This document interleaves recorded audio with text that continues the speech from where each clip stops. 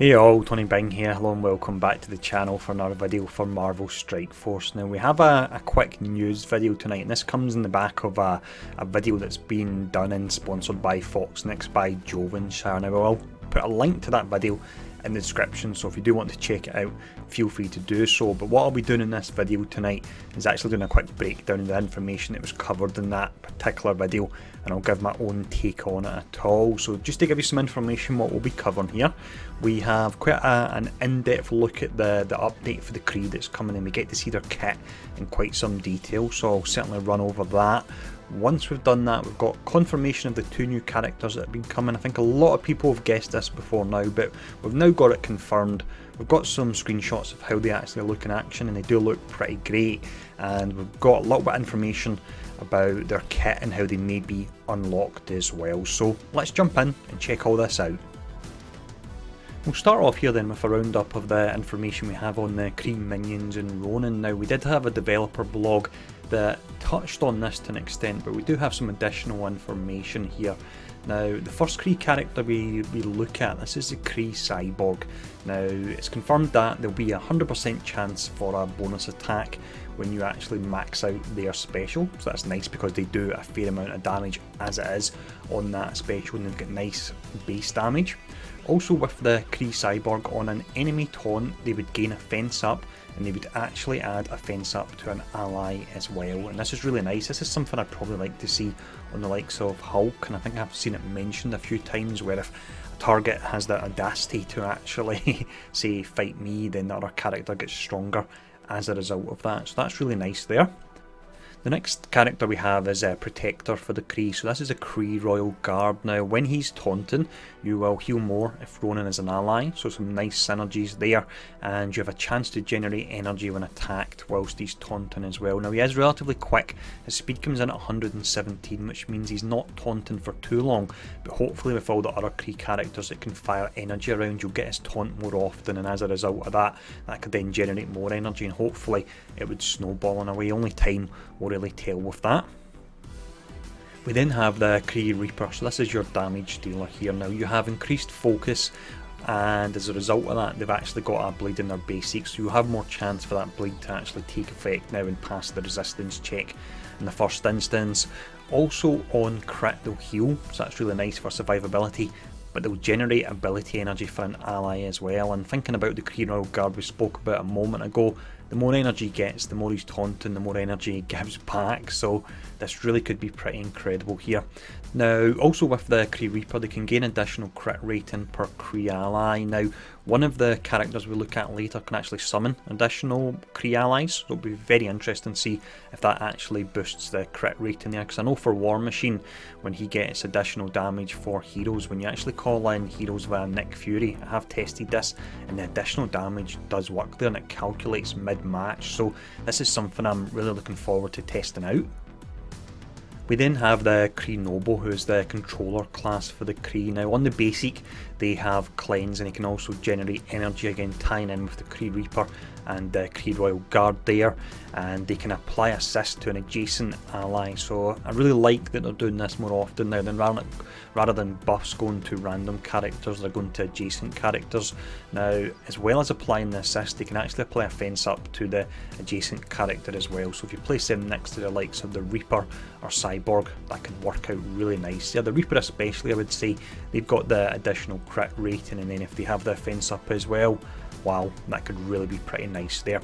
Now just to finish up with the Kree Noble as well, just to fill out their controller role, you've got the fact that they'll have a chance to clear positive effects on their passive as well, so that could be really nice. There's some additional cleanse which can always help out.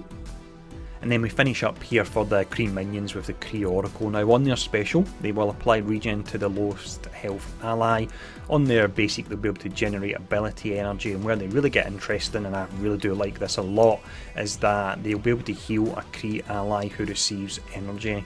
And we think of all the other characters we've already discussed and all the energy flying all over the place, the fact that the Oracle will then be healing them as a result of that, and the characters in a way are buffing themselves up to get their specials even earlier.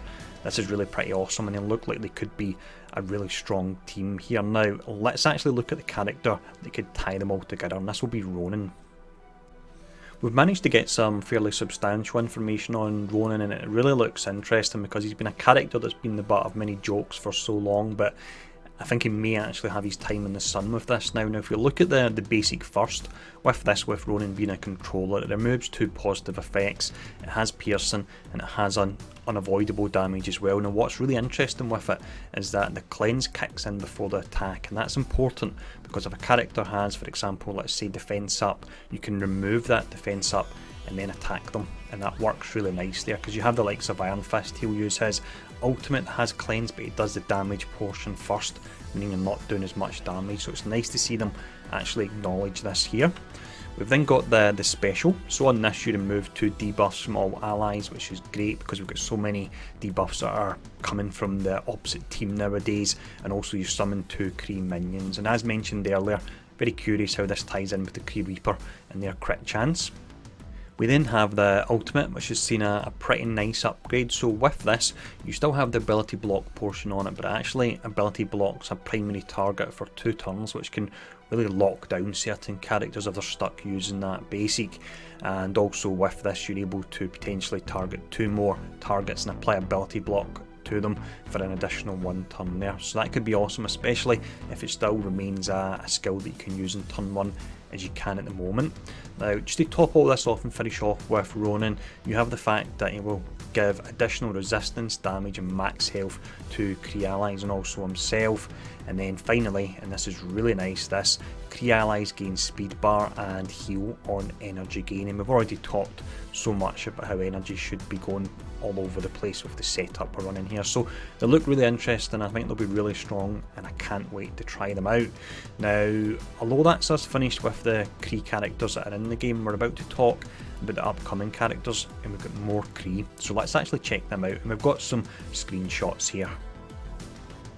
So the first character we'll look at here is Minerva. She's another Kree character and she actually features quite heavily in the Captain Marvel movie from what I've been able to see from the trailers. Now she will be a healer. It remains to be seen if she'll actually be classed as a support class or a controller. That may sound strange to say, but when Mantis came out, as much as she's a healer, she's actually a controller, and that's relevant because a lot of characters will choose specific classes to target. So if a healer class has the controller tag, it means he potentially won't be targeted as much, so that is something to look out for. In regards to how to farm her, she will be available via an event campaign shortly after the launch, so that's really good there. I'm just hoping it isn't a campaign that's like the War Machine one, or it isn't an orb like the War Machine one where it's also diluted by other characters as well. With her, if we look at her basic, with the basic attack you'll do your primary target damage, it applies regen to an ally, and it's also got a chance for bleed, so there's a nice mixture of damage and also survivability it's providing for your own team there.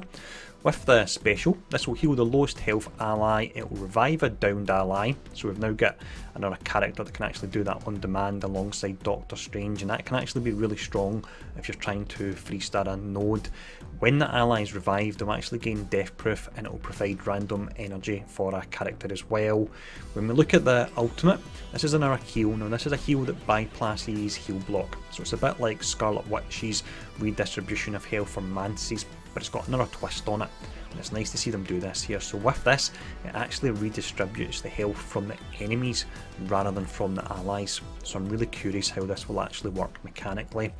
Also with the ultimate, allies gain regen and Kree will gain deflect as well when you cast that, so that is going to provide a ton of survivability there.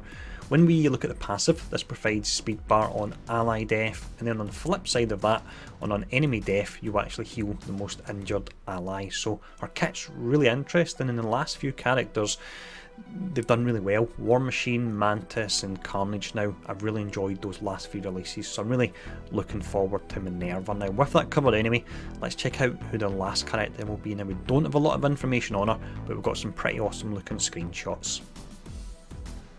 So the last character here then really shouldn't come as a surprise to anyone given the upcoming movie we've got is of course Carol Danvers, aka Captain Marvel, and I think she's known as various other names as well. You've got Binary, and you get Sparkle Fists, potentially I think she's been called as well.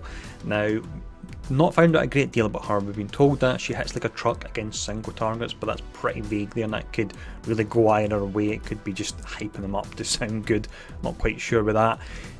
does look like from the screenshots and from the information we have that they'll be able to charge themselves up in a way and convert into their binary form, where they then get that mohawk that you've seen from the trailers as well. So as you can see on screen right now, that really does look pretty awesome there.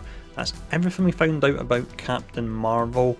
We also had a slight teaser, and I think this was pretty obvious it was coming from all the information we've had so far, but it looks like Alliance War will be coming in the next update, and from what I've seen in the data mines, it's really not going to be too far off that next update.